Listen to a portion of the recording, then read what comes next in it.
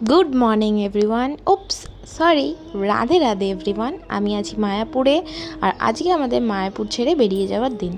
হ্যাঁ, আমরা একদিনের জন্যই মায়াপুরে স্টে করেছিলাম এবং নবদ্বীপ একদিনেই সব কিছু ঘুরে আজকে সকালটা শুরু করেছি আমি গাড়ি পোঁছা দিয়ে। মানে কৃষ্ণেন্দু ঘুম থেকে উঠেই চলে গেছে গাড়ি পরিষ্কার করতে।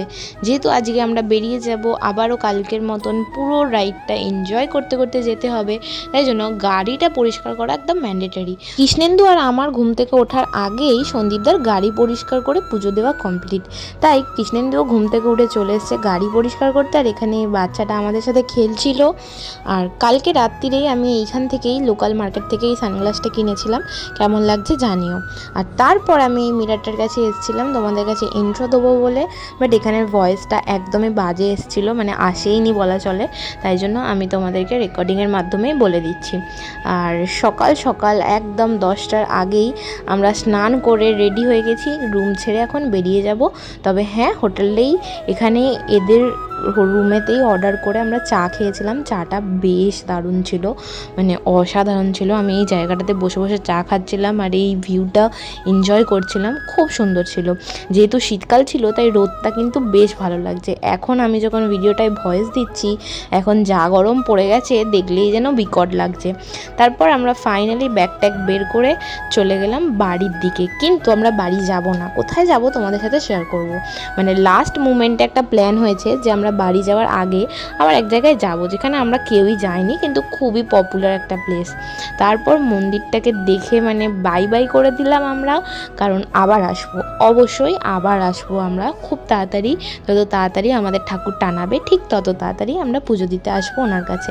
এখানে বাড়ির সামনেই মানে বলা চলে, যখন একবার ঘুরেই এসেছি যেন মনে হচ্ছে এই তো সামনে, কেন এত বছর আসিনি। আর সেই তোমাদের সাথে সেই স্পেশাল রাস্তাটা শেয়ার না করলে আমি পারবোই না। মানে এই রাস্তাটা একদম আমার দিল নিয়ে নিয়েছে, এরকম একটা রাস্তা, খুব সুন্দর জায়গা ছিল। তারপর এই যে এই রেলগেটটার কথা আগের দিনে তোমাদের ভিডিওতে শেয়ার করেছিলাম আমি, এখানে একটা রেলগেট পড়েছিল বলেছিলাম না, ওই রেলগেটের ওখানটা। তারপর ফার্স্টেই তো আমাদের কিছু খাবার ছিল, কারণ ব্রেকফাস্ট করে বেরাইনি, শুধু চা খেয়ে সকাল সকাল বেরিয়ে গেছি। তাই সামনে কোনো ধাবা বা অন্য কিছু ছোট রেস্টুরেন্ট না দেখতে পেয়ে সন্দীপদা ঢোকাই এই বড় একটা হাভেলিতে। মানে সত্যি আমরা সবাই ভেবেছিলাম অ্যাকচুয়ালি এনার ওপরে যে রেস্টুরেন্ট আছে ওইখানে খাবো, ওইটা হয়তো খোলা আছে, বাট এখানে এসে জানতে পারি যে এই রেস্টুরেন্টটা এখনও ওপেনই হয়নি। তাই জন্য আমাদের ভেতরে, মানে এই হোটেল হাভেলির ভেতরে একটা বার মতন আছে, বা লাইভ যেখানে বার হয় সেখানেই আমাদেরকে ব্রেকফাস্ট করতে হবে। তো অ্যাট ফার্স্ট আমরা সিকিউরিটিকে দিয়ে ওখানে ভেতরে ফোন করিয়েছিলাম যে আমরা যেটা খেতে চাইছি সেটা আছে কি না। তারপর এই সকালবেলা নিশ্চয়ই আমরা রুটি, চিলি চিকেন, বিরিয়ানি খাবো না ফর শিওর। তো তাই জন্য বাট আমার হোটেলের বিহেভিয়ার, তারপর ড্রাইভিং এলাকা সব কিছুই মোটামুটি ভালো লেগেছে। খাবার দাবারও খুবই ভালো ছিল। আমি আমার লাইফের বেস্ট আলুর পরোটা এখানে খেয়েছি গাইস, বিশ্বাস করবে তোমরা কেউ, বেস্ট আলুর পরোটা। আর তখন যেহেতু ডিসেম্বর মাস পড়ে গেছিলো এবং 25শে ডিসেম্বর এইসব আসার ছিল, তাই জন্য এখানে একদম মেরি ক্রিসমাসের জন্য বেশ ভালোভাবে জায়গাটা ডেকোরেশন করা ছিল। আর আমার বেশ ভালোই লাগছিলো। মানে এরকম হোটেলে গিয়ে সকালবেলা ব্রেকফাস্ট করবো তা তো কোনোদিনও ভাবতে পারিনি, কারণ সত্যি এটা আমার কাছে একদম নতুন ব্যাপার। যাই হোক, একটা নতুন নতুন এক্সপিরিয়েন্স হচ্ছে। চলো দেখাই তোমাদের এখানে কি কি খেলাম আমরা। আর দিদি এখানে চলে গেছে লাইভ বার কাউন্টারে ছবি তুলবে বলে। সত্যি এরাও ভাবছে সকাল সকাল এসে কেন আমাদের মাথাটা খাচ্ছে বেকার। মানে মিনিমাম 1 থেকে 1.5 ঘন্টা এরা খাবার বানাতে টাইম লেগেছে, ভাবতে পারছেন। এইভাবে আমাদেরকে ওয়েট করিয়ে রেখেছে, হচ্ছে হচ্ছে হচ্ছে করে করে। মানে ওদের কিছু প্রিপারেশনই ছিল না, হয়তো সবেই রান্নার লোক এসছে আর আমাদের এসছি বলে আমাদের বসিয়ে দিয়েছে যে হ্যাঁ আপনারা যা চাইবেন তাই পাবেন, আপনারা বসে থাকুন, খালি অর্ডার দিন, টাইম লাগবে বলে একদম মানে কি বলবো ভোর করে দিয়েছে। তবে হ্যাঁ, যে টাইমটা আমরা ইনভেস্ট করেছি সত্যি আমাদের মানে কি বলবো, আলুর পরোটাটা জাস্ট টেস্ট ছিল না সিরিয়াসলি। মানে আর এত হিউজ ছিল যে একটার বেশি কেউ খেতে পারবে না। এই যে 4টে টুকরো পিৎজার মতো, এটা একটা আলুর পরোটার টুকরো, ভাবতে পারছেন, একটা আলুর পরোটার এত টুকরো, আর ভেতরের মানে আলুর যে স্টাফটা ছিল সেটা মোটা ছিল। আর তারপর আমরা এখানেও এক কাপ চা নিয়েছিলাম। মায়াপুর নবদ্বীপের ট্যুরে আমরা যে যে জায়গায় চা খেয়েছি, চাগুলো জাস্ট অসাধারণ ছিল। মানে তাই না, এখানে দুধগুলো একটা আলাদাই ফ্লেভার ছিল, মানে মোটা স্তর পড়তো চায়ের ওই ওপরে লেয়ারটা পড়তো, আর টেস্টটাও অসাধারণ ছিল। মানে যেন মনে হচ্ছে এক্ষুনি মানে কোনো একটা গরুর থেকে নিয়ে এসে এক্ষুনি চাটা বানিয়ে দিল, মানে এরকম একটা গাঢ় পুরো দুধের চা হতো। তারপর আমি এখানে লিপস্টিকটা লাগাচ্ছিলাম, কারণ খেয়ে দিয়ে আমি সব লিপস্টিক তুলে ফেলেছি। তারপর বিশাল একটা ড্রাইভ এনজয় করতে করতে, গান শুনতে শুনতে আমরা ফাইনালি পৌঁছে গেছিলাম আমাদের সেই সারপ্রাইজ প্ল্যান হওয়া লোকেশানে, যেটা তোমরা এতদিনে হয়তো পিকচার দেখেই নিয়েছো অ্যান্ড জানো যে আমি কোথায় গেছিলাম। একদম ঠিক ধরেছো, তখন যেহেতু 25 ডিসেম্বর সামনেই ছিল, ওই জন্য আমরা গিয়েছিলাম ব্যান্ডেল চার্চ।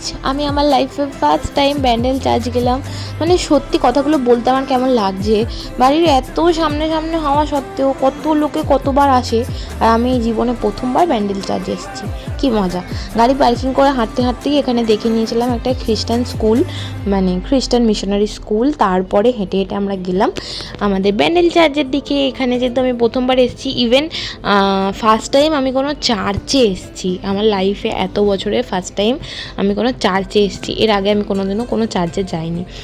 বেশ ভালোই লেগেছে। দেখো, নতুন নতুন জায়গায় আমাকে তুমি যেখানেই ঘুরতে নিয়ে যাবে আমার সব জায়গায় ভালো লাগবে। পরিষ্কার কথা, আমাকে দেখে কখনো কেউ বলতে আসবে না যে তুমি তো বলেছিলে ভালো লেগেছে, আমার তো ভালো লাগেনি।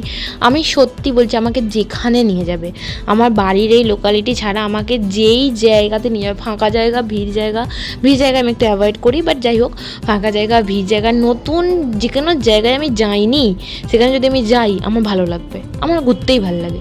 তবে আমাকে বলবে আমি ঘুরতে নিয়ে যাচ্ছি, আমি তাতেই খুশি, কোন জায়গায় আমি জিজ্ঞাসা করবো না, এরকম টাইপের একটা মেয়ে।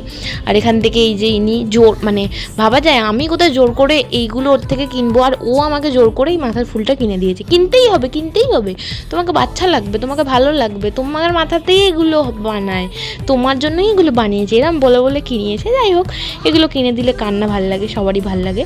তারপর আমরা এখানে ঘুরে ঘুরে দেখছিলাম। এখানে ফটো এবং ফোনে কথা বলা অ্যালাউ ছিল না, বাট তাও ভিডিও পিকচার আমরা তুলেছি অনেক।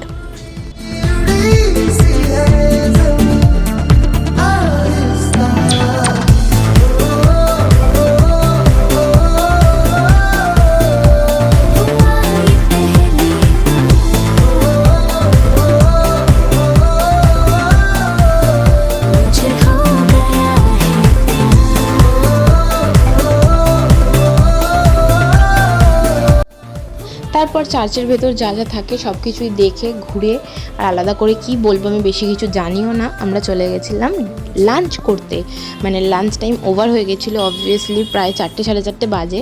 এখন আমরা এসেছি এই হোটেলটায় লাঞ্চ করতে। এটা অনেকেই তোমরা জানো, আমরা যখন দুর্গা পুজোর সময় কল্যাণী ঠাকুর দেখতে গেছিলাম এই হোটেলটায় খেয়েছিলাম, অ্যান্ড আমি সেই জন্যেই এই হোটেলটায় সবাইকে এনেছি আবারও খাওয়াবো বলে, কারণ এই হোটেলটার খাবারও দারুণ।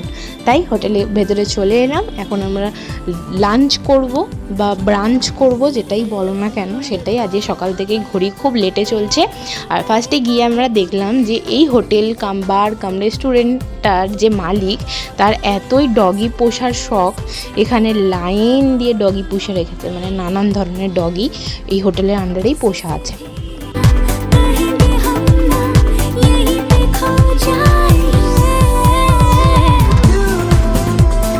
তারপর আমরা সবাই মিলে বসে একটা ভালো লাঞ্চ করলাম, মানে যেটার টেস্টও খুব ভালো, পেটও শান্তি, মনও শান্তি। এবং এই লাঞ্চটা করে আমরা আমাদের মায়াপুর এবং নবদ্বীপের ট্যুরটা ফাইনালি এন্ড করতে চলেছি, কারণ এই হোটেলটা থেকে বাড়ি আর বেশি ডিস্টেন্স নয়। তাই এই মায়াপুর এবং ইস্কনের মন্দিরের আমার ব্লগগুলো তোমাদের কেমন লাগলো সব কিছুই তোমাদের সাথে শেয়ার করেছি, সেটা অবশ্যই আমাকে কমেন্টে জানিও। এবং নেক্সট এরকম আরও ট্রিপের ভিডিও দেখতে হলে আমার চ্যানেলটাকে সাবস্ক্রাইব করে রাখো। টাটা।